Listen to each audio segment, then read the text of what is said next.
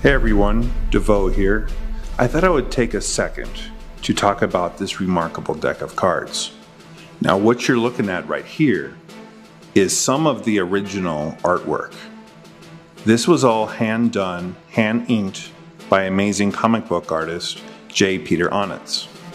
This took quite a long time to do. All of the illusions that are in the comic book were created by myself and Marius Jr. with help from Enrico de la Vega, James Clark, and I created all of these in 3D for my artist. And then he used his artistic interpretations and created what you see here. The weapons were also created in 3D. There was a whole lot of work that went into this artwork. Now let me show you the faces really quick. Now you can see that this looks very much like a normal deck because it is, with the exception of the custom blades faces, as you can see. And of course we have the custom Ace of Spades and Jokers from character sketches from the actual comic. Now this is about all that becomes ordinary about this deck. Alright, so we engineered this deck. Spent a lot of time with the artist, the United States Playing Card Company, making this easy for you to lay out. So if you turn it over to where the main character is here, and you open and take the deck out, just like this, the instruction card is on top. This instruction card will tell you everything you need to know about laying out the deck. Also, on the side it has the order of the cards in case you get them mixed up. Now some people are just going to want to shuffle these and throw them on the table and then use it as a puzzle deck, which would be fun too. But we wanted this to be able to be easy to lay out right when you get it. So the first thing an instruction card tells you is to lay this down to your right. And then it's going to instruct you to lay down 7 cards.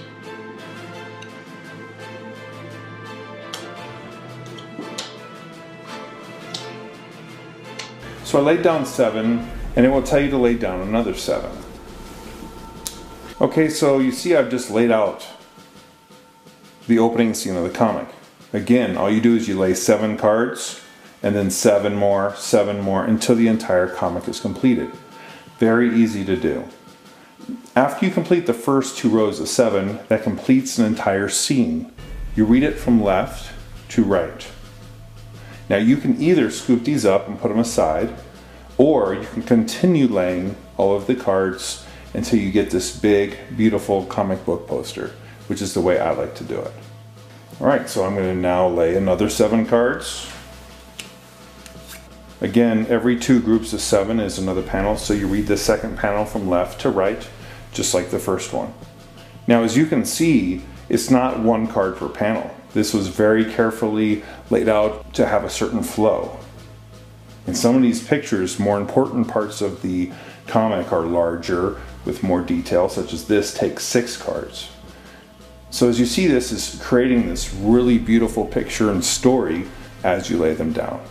So I'm going to go ahead and lay down the next group of 7. This is a very cool panel. It's got 3 cards, uses 3 cards to create the picture. But now you start to see the whole story and everything coming together. I'm going to go ahead and lay out the final cards. Now you see there's a card missing, and the instruction card even tells you, turn the card over to complete the comic. And that goes right into that spot. So there you go. This is the first issue of Magicians Must Die. In a world full of evil magicians, a young card master will bring them to justice. Introducing the world's first comic book series, printed on a deck of playing cards.